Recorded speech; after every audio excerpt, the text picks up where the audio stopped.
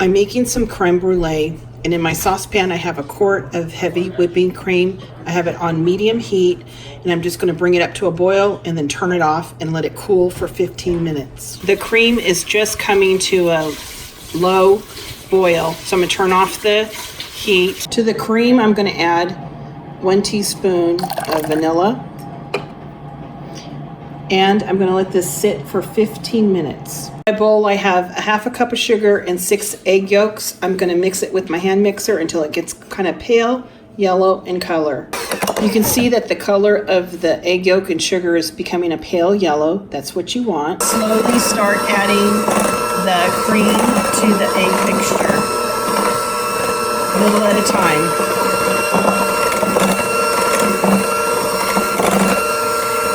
I put the custard in some ramekins, and I filled the baking dishes up about halfway up the ramekin with some boiling water.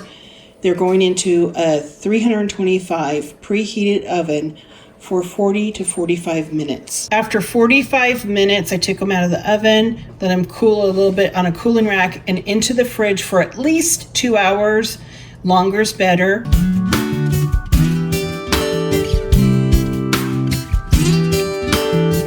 Then I have my creme brulee torch. You can do this under the broiler too. Gotta really watch it. And I'm just using my torch to get that crisp coating.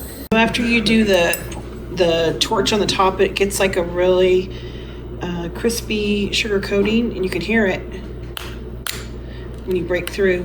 And then underneath is that wonderful custard.